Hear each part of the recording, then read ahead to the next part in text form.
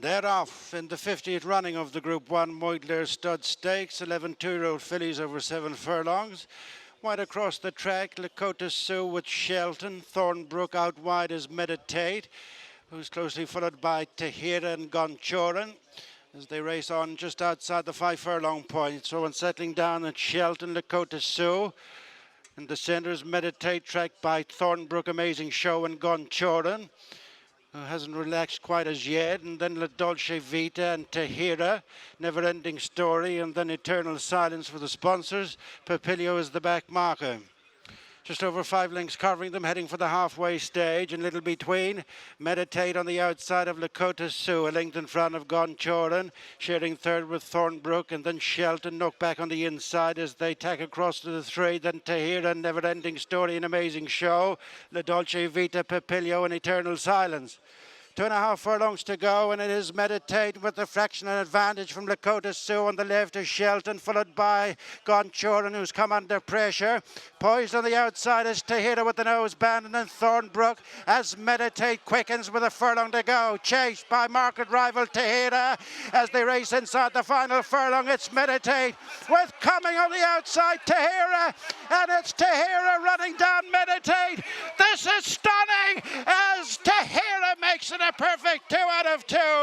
Pulls away from Meditate. Eternal Silence next, being followed then by Never Ending Story. And look at her through the winning post and all the way. I'd say if there was no white boards at the top, she could have gone to Newbury. Pulled up.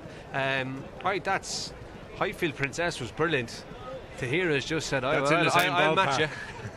Must have been 5 lengths back to the third horse there. Jesse Harrington's filly has run really well for the sponsors. Eternal Silence certainly justified the decision to throw her in there. Back to the stalls we go. Meditate was drawn widest of all in 12. Ruby Ryan Moore worked his way across, and all seemed to be going according to plan, to be perfectly honest. She's a filly that once again showed last time that, well, she doesn't necessarily always look to be travelling that well. She keeps responding to her rider's urgings, whereas the eventual winner is a different type, isn't he? Yeah, an absolute powerhouse driver. Yeah, and Chris is trying to get her back. He was on Thornbrook's tail. I'd say he was delighted to see Kevin Manning coming in the yellow and purple colours, because now he gets complete cover. See, you can't see him. He's in behind the 2, and if he... Well, you can't see her, she can't see forward either. So Chris has got the beautiful cover for 100 yards is all he needed it for. Then she settles and he's able to move outside Kevin Manning then and keep an eye on Ryan Moore. But once he got her switched off, but I'm just amazed that it's brilliant to watch. But the confidence Chris Hayes had in his filly was incredible. Ryan Moore's in front beside the Johnson filly. They're going a nice even gallop. Ryan must be happy with the speed he's going, how he's dictating the race. But Chris Hayes is just... He can always see him, and when you're riding, horses never quite look as far in front of you as they might appear to people in the stand. But when Ryan Moore goes, Chris Hayes is in no panic to follow him. He lets him away. There's the furlong pole now. He's still probably 3 lengths adrift. Yeah, away with you. I have the power to come and get you. And he opens his filly up. That's the 50-yard mark, 100 down to the 50. He's gone upside. He's gone in front before the 50. What distance does she put between herself and Meditate in 50 yards? It's brilliant to watch. Absolutely scintillating turn of foot. Here we are from the drone camera on the infield, and just watch as she cuts down that deficit to Meditate there and settles the issue in a matter of strides. As Ruby said, supreme confidence in his mount there from Chris Hayes. Big jump up from winning a maiden at Galway. For all that we've seen lots of good horses win maidens there down the years, and well, after the disappointment of Homeless Songs yesterday, Ruby, they've found another star here, there's no doubt. Oh, they look to have, Gary. She's not the most impressive looking filly in the paddock, but what sort of a broodmare is Tarana? Beat Tarnawa and to breed Tahira. Ryan Moore just overheard me and kind of gestured he thinks the same. I mean, if she's not in the field, we're waxing lyrical about what a brilliant filly Meditate is, aren't we? But that's just the distance from the second horse back to the third. She's by Siyouni, but like she's just what an exciting filly she is. Tarnawa was by... Hang on till I open my phone here and we have a look. By Shamardal. So I mean, that's Shamardal, Siyouni, but to me it's the dam. What sort of a broodmare is she? And there is the winning team. Dermot Weld there in the cap just to the left of the filly. Chris Hayes, as I say, yesterday, for all that they had a winner, a nice one at that with Duke de Sessa. I'm sure there was great disappointment about Homeless Songs. I know Dermot had been suggesting that was very much the starting point for her again, but he was. And look, whatever way you look at it, like, and Dermot himself says that, you know, his horses were hitting the crossbar and were running quite well. They weren't in the form in the summer that the Rosewell horses are in now. And like, she was able to win at Galway when his horses weren't bombing, but they have turned the corner and they are flying now, and we saw the real Tahiyra today. yeah, that's the sort of performance and Highfield Princess earlier on that I think this weekend of racing was designed, I suppose, to produce. And some real brilliance there we've seen in the last 40 minutes from these two fillies. The Highfield Princess already obviously at the pinnacle in terms of the sprinting division, but I mean, the sky's the limit for this one, Ruby, if she trains on, isn't it? It sure is, Gary. Now, even when you look at her here in the parade ring, she's not a huge filly. The scope, I don't know, will she grow a little bit and get a bit stronger? You don't look at her and think, wow, her hind end is a mile above her wither and she's going to develop into an incredible 3-year-old. But pedigree would suggest her sister was better at 3. She's going to be better at 3. How good is she going to be? Yeah, that was mighty impressive, wasn't it? And Chris Hayes joins me now. Well, just take me through the race from gates to finish. Yeah, things worked out well. We spoke the other morning in the Jeep, and the boss just said to me, I want you to get her to relax and have her finishing. It's a big step up, obviously, in grade. We thought she was up to it, but you're always going to, like I sat second on her in Galway, I was always going to have to take my time a little bit and teach her a little bit more today. I was just shocked at the ease in which she was doing it. She was floating through the ground. I saw Ryan quicken up, and I said I better sit for another kind of 10 strides because I didn't want to give him a hand.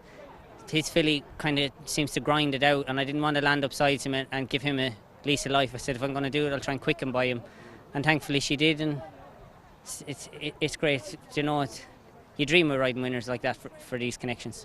Ruby remarked in the analysis that you rode her so confidently because you let an experienced winning filly like Meditate go on from you. So you must have just backed your filly the whole way that she was going to go and pick her up. Well, one thing that I'm new in this job, and we have our discussions. We make our plan. If it goes right or if it goes wrong, you move on and you go to the next one. So to have that. And that's been all summer now, and our yard hasn't really been firing, and it's been frustrating, but it's constantly a team effort, and when you're getting that support and that backing, you're able to ride with that kind of confidence. And I knew that if I got it wrong, you'd get your talking to, but you move on, so it's a great position to be in. And she's doing something that her sister couldn't do, which is winning very early. I mean, she is. What you get the feeling that whatever she does now, she's going to build and improve on, given her that pedigree of hers. But you know, she's early, isn't she? This definitely.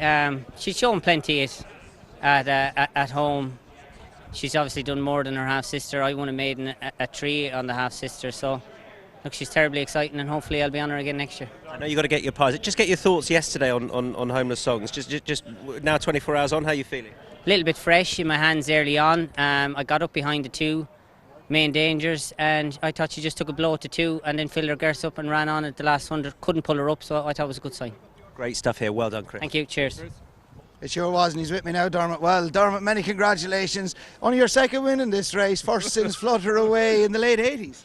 Yeah, we probably should have won it 3 other times, but you may speak to Michael Canaan, can't speak to Patty's and Evan, so hasn't been my luckiest race.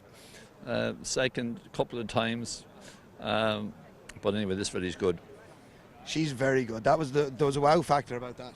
Yeah, you know, and Chris is riding with such confidence. He gave the horse that won the group race yesterday a special ride, and you know, she was always travelling nicely.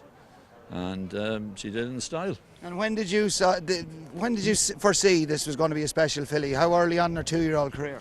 About 2 weeks before Galway. I thought that she was. She's a quick learner. She's a quick learner. You must remember she's a half sister to our brilliant filly Tarnawa, and you know, Tarnawa had everything. She was twice equal highest rated filly of the world. So it's a fabulous pedigree. She didn't win as a 2-year-old. She didn't win as a 2-year-old, and she ran 3 times, but she was stakes placed, and she was second and third. And but there was more stamina in Tarnawa. But this filly is more pace. She's by Siyouni, and she's very talented.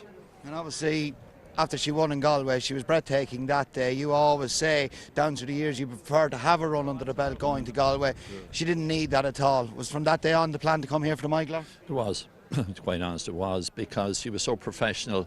She did everything so quick. You showed this filly something once, she knows what to do. Jumping out of stalls, she only jumped out once before Galway. She pinged out of the stalls. She hasn't seen starting stalls since. There's no need. She just knows what to do. And what were you expecting coming here today? Because the horses, it's been a frustrating season by your own lofty standards up until 3 weeks ago. You're back with a bang. What were you expecting coming here today? I thought she'd run a very big race, just whether she was good enough. Like, the second filly is exceptionally talented, and this was an excellent renewal of the race. And was I just putting her in the deep end a little bit soon was my concern. We know she's very good. Should I wait for a couple of weeks for the race as sponsor in memory of my late parents, or should we have a crack today? And we decided we'd have a go today. She was so professional. She's got so much speed as well, isn't she? She travelled beautifully throughout. There's so much stamina in her pedigree, as I said, and being a sister to Tarnawa, whose best trip was, you know, when she won the Breeders' Cup Turf or the Vermeil or any of these, is a mile and a half. But this filly's a lot of pace. You've trained some brilliant fillies down through the years. Dance Design, Dress to Trail, Emulus, we could go on and on. Search for a Song, we'll come to her in the moment. Blue Wind, of course, as well. At this stage of Tahira's career, how does she compare to the others? I never like comparing them. Will never change, because each year you have different fillies, but she'll be right up there.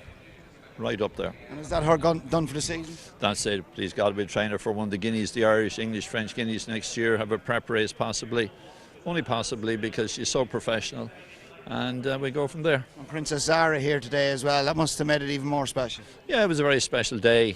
Moyglare, firstly, the sponsors put so much into Irish racing, and it's a very, very competitive Group 1 to try and win, and very special with Princess Zara here for the Aga Khan.